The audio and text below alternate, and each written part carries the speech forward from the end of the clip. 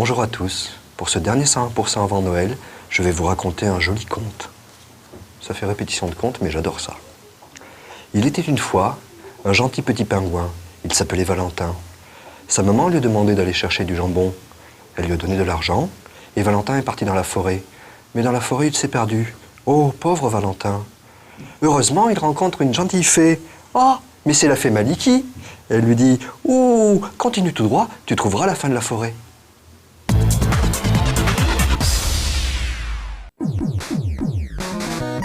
Rockman, plus connu en Occident sous le nom Megaman, a fêté ses 20 ans lundi dernier.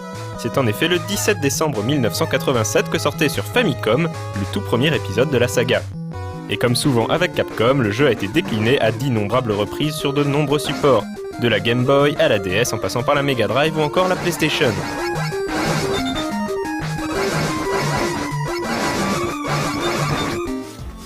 Mais ces différentes versions n'ont pas toutes proposé le même concept. Si Megaman a longtemps été un jeu mélangeant action et plateforme, la sous-série des Battle Network est quant à elle orientée action RPG. Un changement dont bénéficient encore aujourd'hui les 3 versions de Megaman Star Force sorties sur DS en Europe le 23 novembre dernier.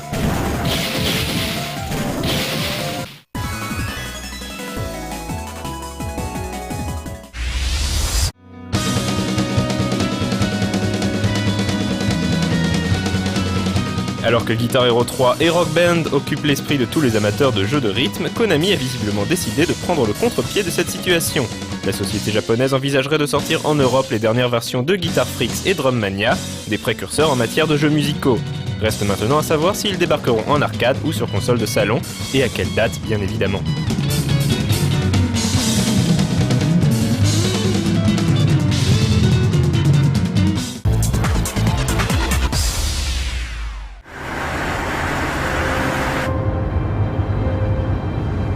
Final Fantasy Versus 13 fait partie du projet nommé Fabula Nova Crystallis, qui inclut également Final Fantasy XIII. Ces 2 épisodes présenteront un univers commun, mais ils ne posséderont en revanche pas un gameplay similaire. Le Versus sera nettement plus orienté action que la version classique. Pas étonnant lorsque l'on sait que son réalisateur sera Nomura Tetsuya, qui a notamment travaillé sur les Kingdom Hearts. Les scènes cinématiques seront quant à elles confiées à l'équipe ayant œuvré sur le film Final Fantasy VII Advent Children.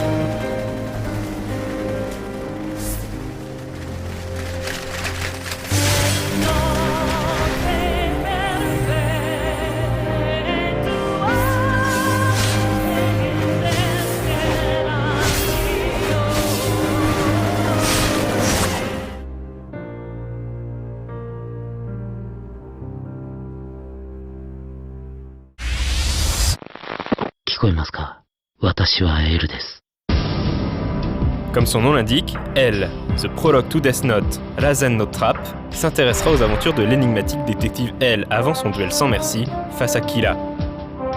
3e adaptation sur DS du célèbre manga de Obata Takeshi et Oba Tsugumi, ce jeu reprendra l'ambiance de l'œuvre originale en proposant un aspect réflexion important avec de nombreuses résolutions d'énigmes, sortie prévue au Japon le 7 février prochain.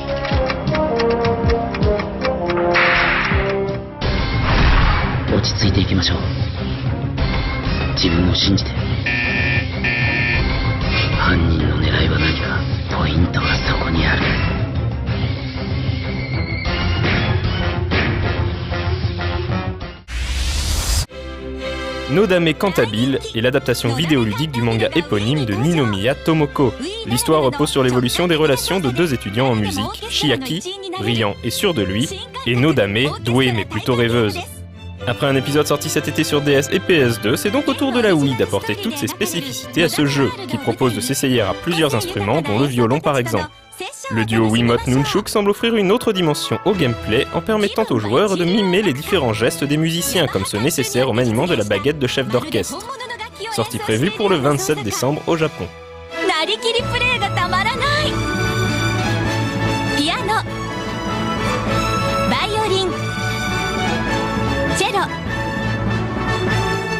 にオーボエ、クラリネット、フルート、さらにはタクトでオーケストラを指揮することもできます。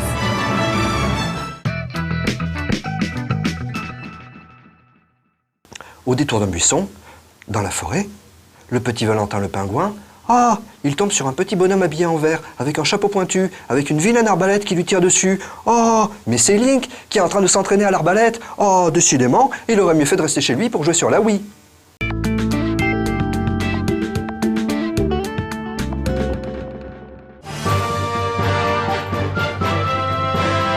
Pour lancer la Wii, il y avait eu Twilight Princess. Et pour lancer le Wii Zapper, il y a Crossbow Training. Décidément, Link est devenu l'ambassadeur officiel de Nintendo. Aujourd'hui, il vient vous vanter les mérites du Wii Zapper. Cet accessoire qui permet d'assembler la Wiimote et Nunchuk pour en faire un espèce de fusil futuriste. Il faut rappeler que la Wii avait eu plusieurs noms de code durant son développement. Le fameux Révolution, mais aussi la NES 5. C'est donc très logiquement que l'accessoire de tir reprend le nom de Zapper, comme le pistolet optique de la NES qui était livré avec Duck Hunt. Une version moderne de Duck Hunt était déjà incluse dans Wii Play.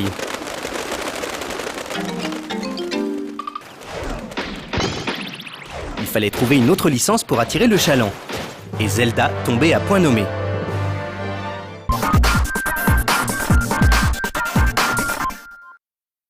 Mais revenons sur l'accessoire en lui-même. Le Wii Zapper est en fait un support pour la Wiimote et le Nunchuk. La Wiimote s'encastre sur la partie supérieure de façon à ce que la lentille soit face à l'écran et que les boutons soient toujours disponibles. Le bouton B faisait déjà office de gâchette, mais le feeling est maintenant renforcé par la prise en main et la présentation du Zapper.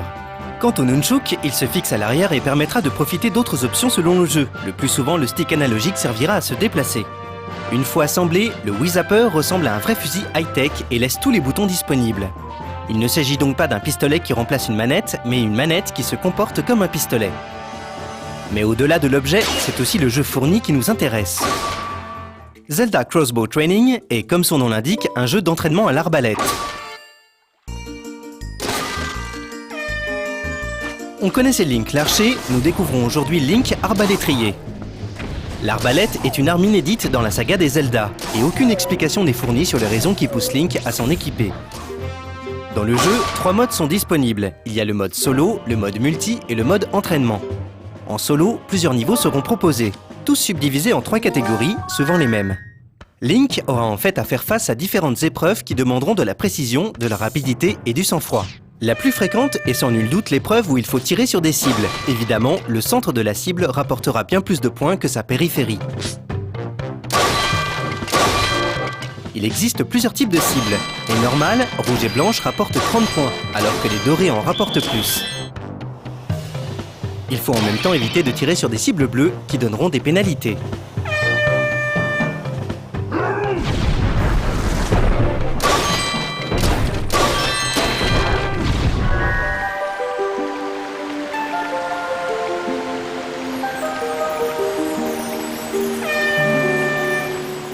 Le jeu utilise en effet un système de combo, avec un multiplicateur sur le score si le joueur arrive à toucher plusieurs cibles à la suite. En cas de tir dans le vide ou sur une cible bleue, le coefficient revient à 0.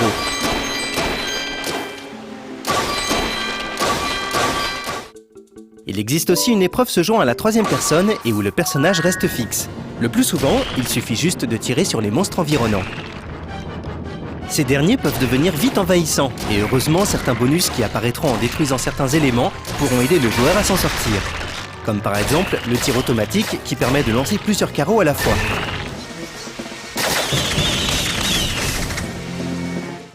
La 3e phase est de loin la plus intéressante. Il s'agit du mode libre. Link peut se déplacer à l'aide du stick analogique, son champ de vision est représenté par la direction du Wii Zapper. L'effet est saisissant, et l'on se déplace dans le monde de Twilight Princess, comme on le ferait dans le jeu original.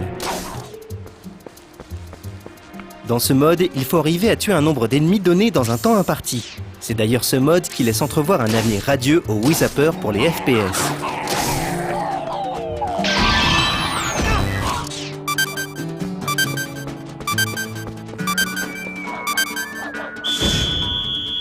À la fin de chaque épreuve est attribué un score, le score final étant l'addition des scores des 3 parties. Si le joueur a obtenu de bons résultats, il sera récompensé par une médaille allant du bronze à l'or. L'obtention de ces médailles permettant également de débloquer les niveaux suivants. On ne peut qu'encourager l'initiative de livrer un jeu avec un accessoire, ne serait-ce que pour mieux appréhender le fonctionnement du dit accessoire.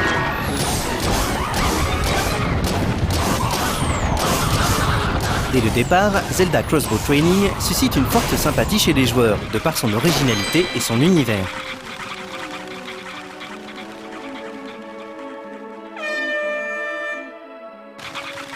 La prise en main se fait le plus facilement du monde, et il n'est pas besoin de se noyer sous des tonnes de tutoriaux avant de se lancer.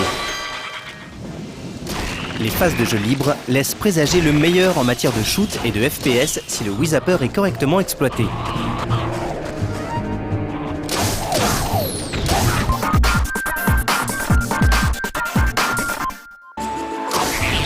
L'intérêt de Zelda Crossbow Training dépend énormément du point de vue de l'acheteur. Si ce dernier le considère comme un jeu accompagné de son accessoire dédié, il sera forcément déçu. S'il voit ce jeu comme un bonus qui vient avec l'accessoire, il pardonnera certainement l'accent sommaire et profitera d'autant mieux de ses qualités. Nous, on retiendra surtout que le combo Wiimote Zapper est un accessoire diablement intéressant, et on espère que les autres éditeurs vont le mettre à profit. Vu son potentiel, ce serait dommage qu'il se retrouve au placard à côté des bongos.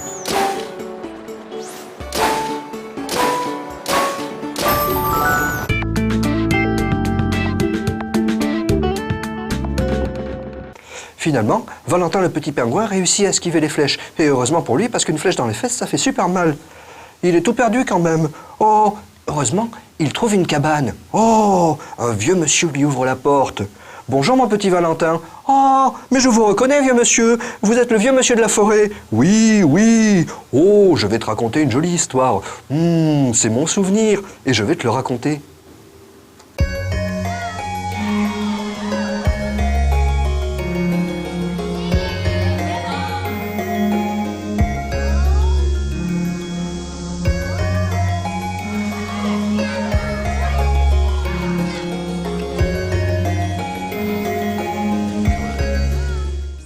はい、僕の思い出のゲームはファミコン版のグラディウスです。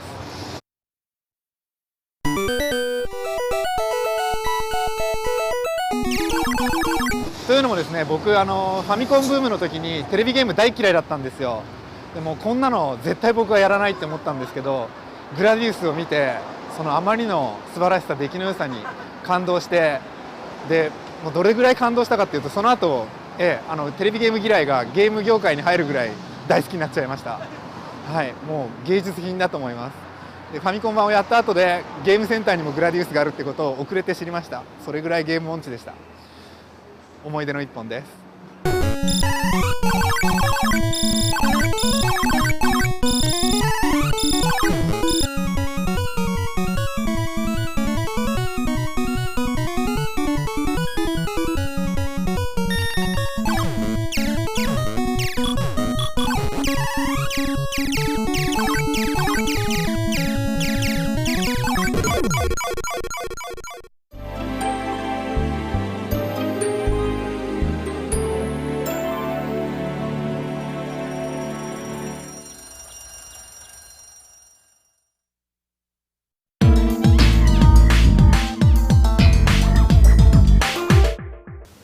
Le petit Valentin est tout heureux quand même d'avoir entendu la belle histoire du vieux monsieur.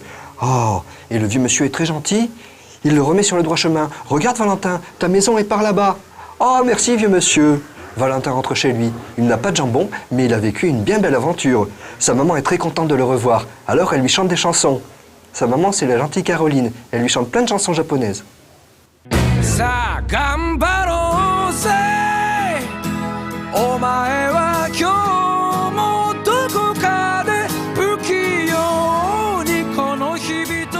Bonsoir à tous et bienvenue dans Auto. La logique voudrait que cette semaine, puisque c'est la semaine d'après les tie-up, on ait un top 5 des meilleures ventes de singles et un top 3 des meilleures ventes d'albums du Japon. Mais non, en fait on n'aura pas ça, on aura un top 10 des meilleures ventes de singles très réduit, puisque déjà on les a tous vus la semaine dernière quasiment, mais surtout parce qu'on voulait trouver un peu de temps pour vous parler d'un groupe qu'on aime tous et que vous adorez, One Ok Rock.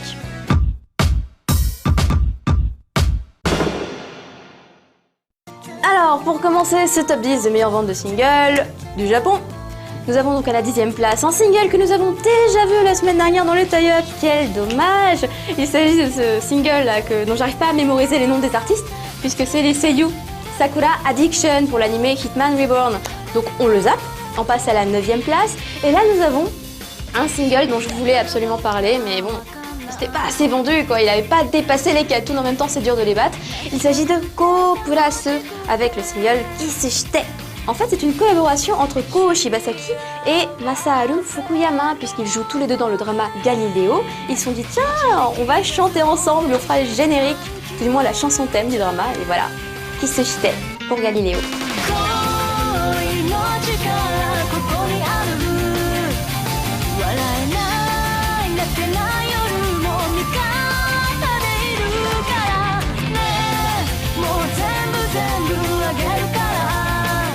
À la 8e place, nous avons Kotakumi avec les Tokoshinki pour le single Last Angel. On l'a déjà vu la semaine dernière aussi, je vous avais dit, hein, là il va y en avoir un paquet qu'on a déjà vu. On passe à la 7e place et là nous avons le groupe Exile. Donc ça c'est le boys band made in Avex. Ça vend beaucoup moins bien que les Johnny's avec leur chanson I Believe, hein, environ 80 000 copies, quelque chose comme ça. C'est pas énorme, hein, les pauvres. Mais c'est une très jolie balade de Noël.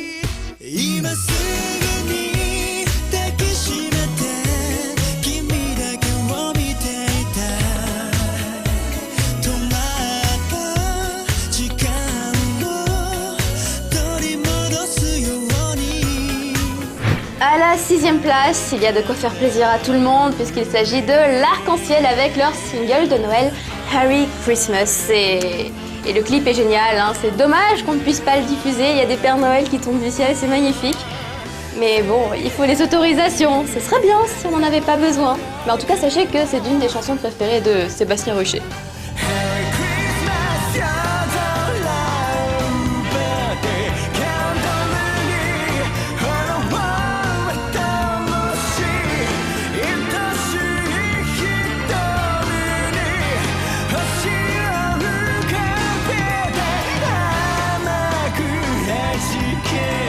À la 5e place, nous avons les Ketsumeshi, mais on les a déjà vus la semaine dernière dans les tie-up, donc on passe à la place au-dessus. Il s'agit de Kobukuro, mon duo préféré, avec leur nouveau single Aoku Yasashiku, qui est une chanson avec pour tie-up un drama.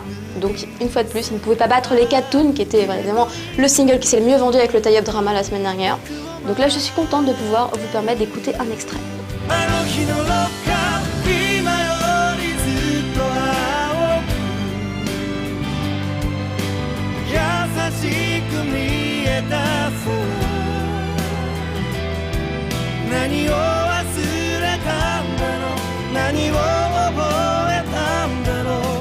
Monsieur Johnny's, si vous nous regardez, vous devez...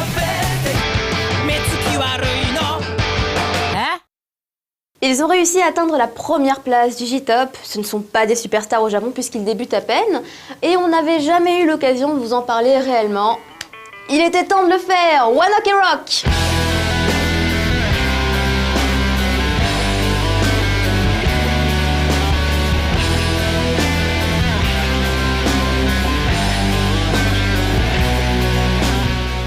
La première chose à faire, c'est de savoir qu'est-ce qu'ils faisaient tous avant One Ok Rock. Eh bien, par exemple, pour Toru et Ryota, ils étaient ensemble dans un groupe de hip-hop nommé Heads, de 2000 à 2002. Ensuite, il y a Alex, non pas mon patron, mais Alex, le gaijin, l'étranger dans le groupe One Ok Rock. Qu'est-ce que vous remarquez sur cet étranger? Il est beau. Bien vu! C'est pour ça qu'il était mannequin avant d'intégrer One Ok Rock. Mannequin, acteur et évidemment musicien, n'oublions pas qu'il joue de la guitare. Enfin, concernant Taka, il y a beaucoup de choses à dire. La première est qu'il faisait partie du groupe News, vous savez, le groupe avec le single Week. Voilà, donc il faisait partie de ce groupe, mais à l'époque, ils étaient indés. Donc il n'a jamais été vraiment connu, on va dire. Deuxième chose à savoir, c'est que c'est un fils de... Et oui, son papa et sa maman sont tous deux chanteurs et chanteuses de enka. Et en plus, la maman, accessoirement, elle est aussi actrice et avant était idol. Troisième chose à savoir, je sais pas si c'est très important, mais ses parents ont divorcé il y a quelques temps et suite à cela, il a changé son nom. Il s'appelait avant Moriuchi donc Takahiro et maintenant il s'appelle Morita Takahiro. Pour nos chers membres de One Ok Rock, tout commence durant l'été 2005 puisqu'il se trouve que Toru, Ryota et Alex le gaijin sont tous les trois camarades de classe dans le même lycée. Donc ils vont décider de créer le groupe à ce moment-là et quelques mois plus tard arrivera, on ne sait pas trop comment, Taka pour finaliser le groupe. En juillet 2006, ils vont sortir leur premier mini-album qui portera le nom du groupe, One Ok Rock, et en décembre, donc vraiment quelques mois plus tard, sortira leur deuxième mini-album, Keep It Real.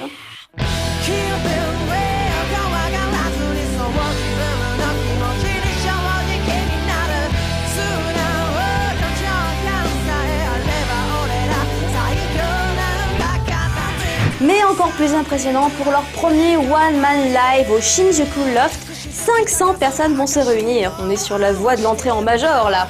Surtout que, quelques temps plus tard, arrive leur... Oui, c'est vrai, il n'était pas complètement finalisé, mais arrive leur batteur officiel, Tomoya. Oui, ils en avaient pas, vous êtes pas rendu compte? Et c'est à 5 qu'ils vont composer leur premier single major, Naihi Shinsho.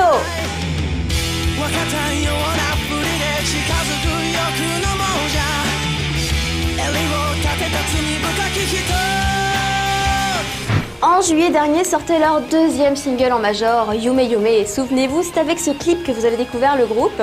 Alex était revenu avec dans ses valises plein de clips et parmi eux, il y avait celui-là. Durant le même été où est sorti Yume Yume, ils ont également entamé une tournée nationale et ont participé au festival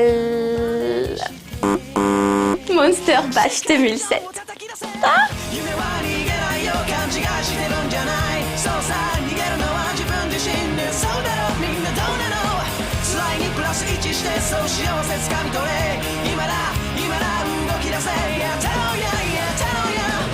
Et enfin, plus récemment, le 24 octobre est sorti leur troisième single, Etc. qu'on n'a pas encore reçu, mais croisons fort les doigts et ça arrivera peut-être. Au mois de novembre est sorti leur premier full album, Zei Takubyo, qui s'est très bien placé au Top Oricon puisqu'il était 15e. Et là, pour la fin du mois de décembre, ils entament une petite tournée. Tonaga Club Quattro One Man Tour. Et espérons qu'un de ces jours, il y ait un Paris Tour. Ce serait bien.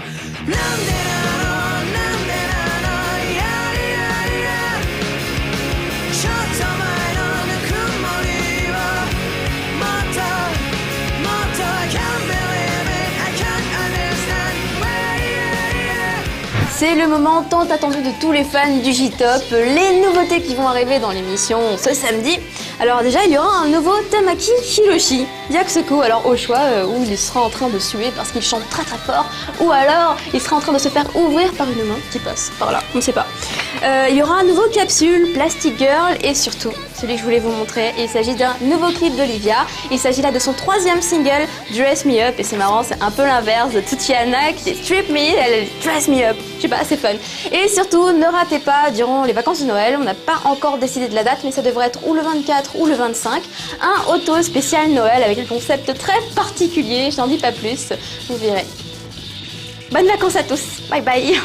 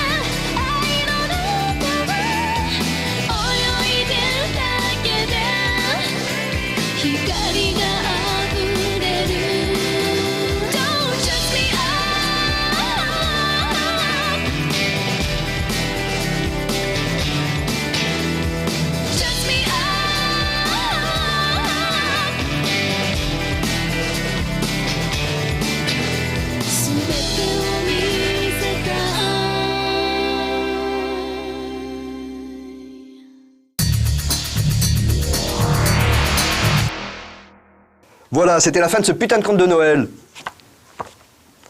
Voilà, ce conte de Noël est à présent terminé. J'espère qu'il vous a plu. Et maintenant, un petit message personnel. Vous avez certainement remarqué que Davy, en 7 mois, a réussi le tour de force de ne jamais porter 2 fois le même t-shirt. Alors si jamais vous avez un t-shirt en trop, vous pouvez me l'envoyer. Moi, j'aimerais bien des t-shirts personnalisés, genre avec le nom de votre site, ou une photo de vous, ou un petit message personnel, je t'aime mon amour, des trucs comme ça. Je le porterai. S'il est un petit peu un petit peu trop chaud, on le mosaïquera. Mais bon, de toute façon, vous verrez, je fais confiance à votre goût. Moi, je fais quoi comme taille? Je fais du L. Donc voilà, et je les porterai, promis, juré. Joyeux Noël et bonne année.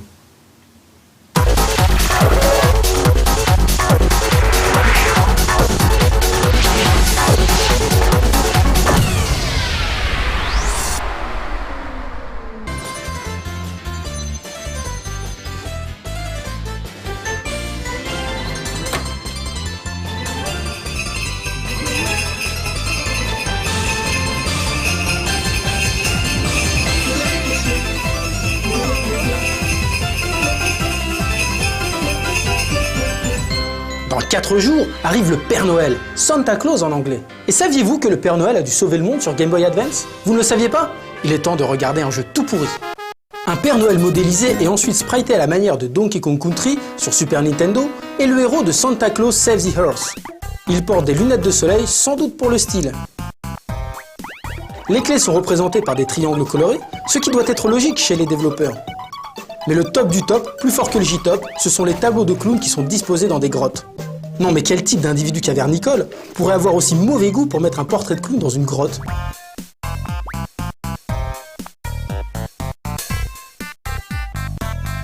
Et n'oubliez pas qu'en décembre, c'est tous les jours Noël sur No Life avec le Hidden Palace.